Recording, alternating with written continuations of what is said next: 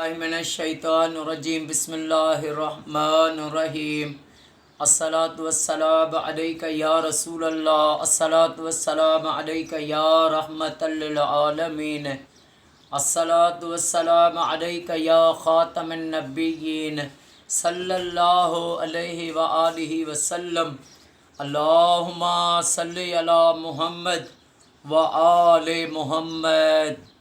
جو بھی میرا بھائی میری بہن اس میری ویڈیو کو دیکھے، اللہ پاک امام سجاد امام زین العابدین علیہ الصلاۃ والسلام کے صدقے اس کو ہر پریشانی سے تکلیف سے بچائے اور اس کی ساری فیملی کو قیامت تک شاد و آباد فرمائے۔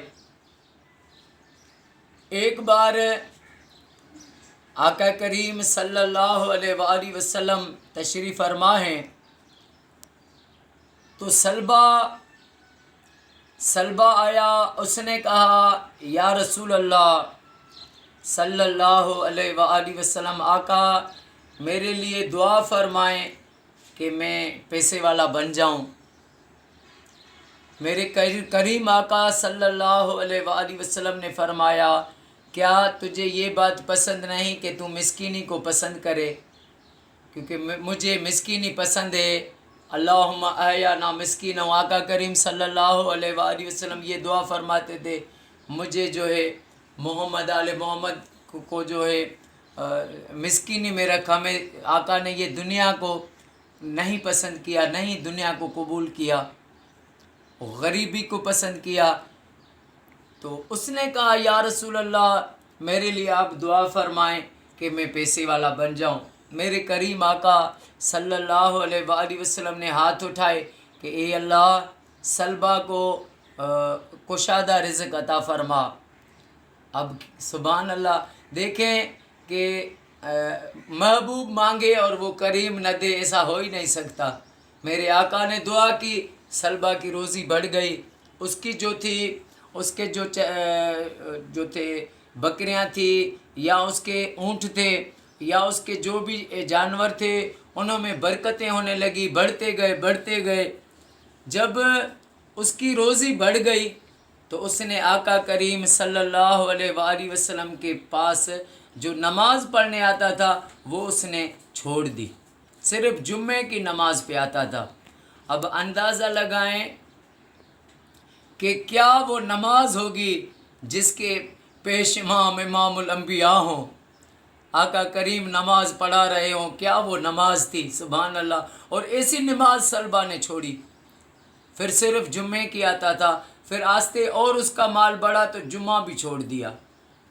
کچھ وقت گزرا، میرے آقا کریم صلی اللہ علیہ وآلہ وسلم نے اپنے غلام ان کے پاس بھیجے کہ تم جاؤ سلبہ کو کہو کہ تم پہلے غریب تھے، اب تمہیں مالدار ہو گئے ہو، تو نے نمازیں بھی چھوڑ دی، صرف جمعہ آتے تھے وہ بھی چھوڑ دیا، تو اب تم پر جو زکوٰۃ ہے وہ واجب ہو گئی ہے، اب تم زکوٰۃ دو۔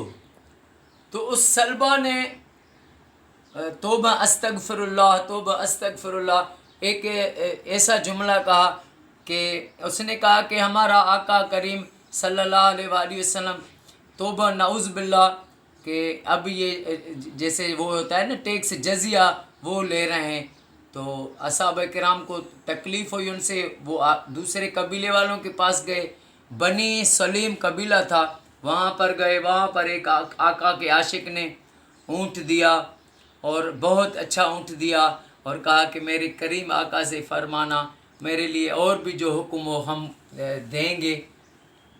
تو جب آقا کے غلام وہ واپس آئے تو آقا کو قصہ جب سنایا تو میرے کریم آقا صلی اللہ علیہ وآلہ وسلم نے فرمایا سلبہ کی بربادی ہو۔ کچھ دن گزرے تو سلبہ لے کے آیا کہ میں یہ زکوٰۃ دے کے آؤں، میرے آقا نے اس کو واپس کر دیے، نہیں لیے۔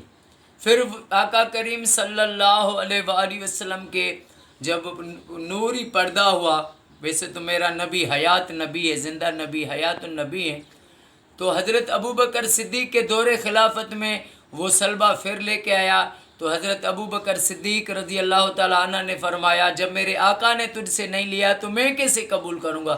انہوں نے بھی اس کو واپس دے دیے۔ پھر حضرت عمر فاروق رضی اللہ تعالیٰ عنہ کے دور خلافت میں آیا، انہوں نے بھی واپس اس کو پھینک کر دیے۔ حضرت عثمان غنی کے دور میں آیا، انہوں نے بھی اس کو واپس کر دیے، اور مولا علی کے دور میں وہ صلبہ مر گیا۔ تو دیکھیں یہ دنیا کے حب کے لیے اس نے جو ہے گمراہ ہو گیا۔ اللہ پاک سے ہر وقت یہ دعا کریں کہ یا اللہ ہمیں دولت دے عشق نبی کی، ہمیں دولت دے عشق محمد آل محمد سے محبت ہو، یہ دولت ہمارے لیے یہ سب سے بڑی دولت ہے، سب سے بڑی دولت ہے۔ جس کے دل میں محمد آل محمد کی محبت ہے، یہ اس سے بڑی کوئی امیری نہیں، کوئی دولت نہیں۔ وہ سب سے بڑا امیر دولت مند ہے جس کے دل میں آقا کی محبت ہے، عشق ہے۔ اللہ پاک ہمیں آپ کو ساری زندگی آقا کریم صلی اللہ علیہ وآلہ وسلم پر درود پاک پڑھنا نصیب فرمائے، اور اللہ پاک ہر مومن کو اپنے گھر میں لاکھ درود شریف پڑھانے کی سعادت نصیب فرمائے۔ السلام علیکم ورحمۃ اللہ وبرکاتہ۔